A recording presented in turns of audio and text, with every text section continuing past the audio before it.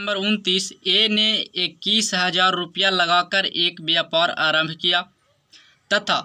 कुछ महीने बाद बी 36,000 रुपया लगाकर साझेदारी हो गया। यदि वर्ष के अंत में लाभ में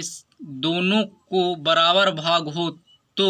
व्यापार आरंभ होने के कितने महीने बाद बी साझेदारी बना। तो देखिए जो इसमें है, जो एक है जो ए है व्यापार में और एक है जो बी है, लेकिन ए है जो आरंभ किया है व्यापार को, मतलब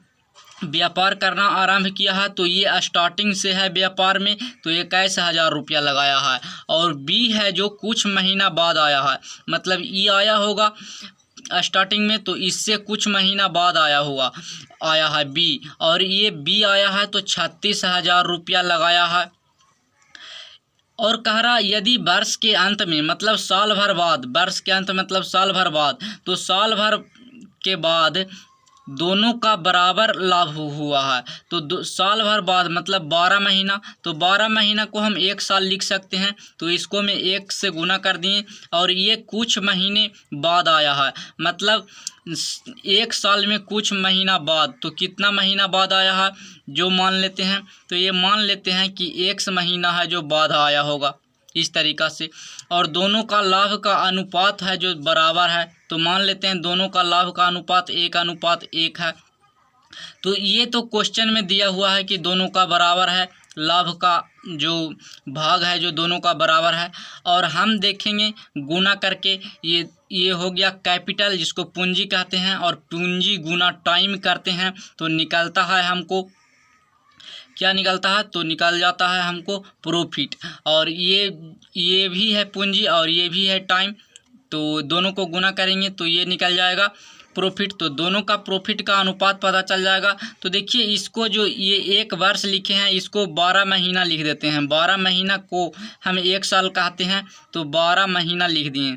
तो दोनों को गुना करेंगे अब, तो देखिए कर लेते हैं। तो सबसे पहले गुना करने से पहले देखते हैं क्या करना पड़ेगा जो, तो सबसे पहले काटता है तो काट देंगे, तो देखिए कट रहा है। अब ये है जो ये 12 है, इसको में कॉमन, और इसको में भी 12 है, तो 12 से कट जाएगा, तो 12 24 12 36 हो जाएगा, और 3 से ये कट जाएगा तो 7 हो जाएगा। अब देखिए जो ये अनुपात आया हमको सोल्व करने पर 7:1 आया। अब ये जो 7:1 आया, तो इसका मतलब हुआ कि 1 का वैल्यू है जो कितना हो गया 7, हमको प्रॉफिट कितना आया 7, और क्वेश्चन में दिया हुआ था प्रॉफिट 1, तो 7 का वैल्यू 1 आया, तो इसको दोनों को तो बराबर होना चाहिए क्योंकि दोनों प्रॉफिट है। ये हम निकाले हैं प्रॉफिट और ये दिया हुआ है क्वेश्चन में ये वाला प्रॉफिट, तो दोनों को प्रॉफिट को इक्वल करने के लिए इसको में क्या करना पड़ेगा 7 से गुना, तो इसको में 7 से गुना करेंगे तो इसको में भी करना पड़ेगा क्योंकि अनुपात के दोनों ओर करना पड़ता है। तो इसका जो वैल्यू है जो इतना हो जाएगा, क्योंकि इसको 7 को हम 7 बनाए, तो दोनों को 7 बनाने के लिए क्या करना पड़ा, इसको मैं 7 से गुना, तो ये प्रॉफिट है और ये भी प्रॉफिट है, तो दोनों प्रॉफिट है, तो इधर भी इक्वल होगा, तो इधर भी इक्वल होगा, तो x = हम 7 बोल देंगे। मतलब ये जो 7 मंथ आया,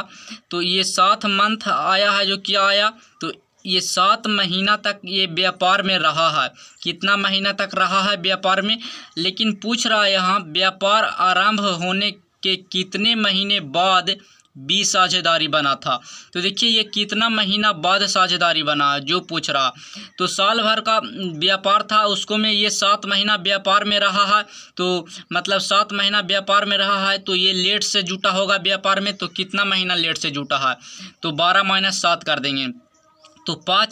5 महीना है जो ये पीछे आया है, इससे ए से पीछे है, जो मतलब ए आया था 5 महीना पहले और ये है जो उसके बाद आया है, तो इसका जो सही आंसर हो जाएगा जो 5 महीना हो जाएगा, क्योंकि ये 5 महीना बाद आया है व्यापार में, 5 मंथ बाद, तो इसका सही आंसर 5 मंथ। लेकिन व्यापार में रहा है कितना 7 महीना रहा है, और इसका सही आंसर 5 महीना हो जाएगा।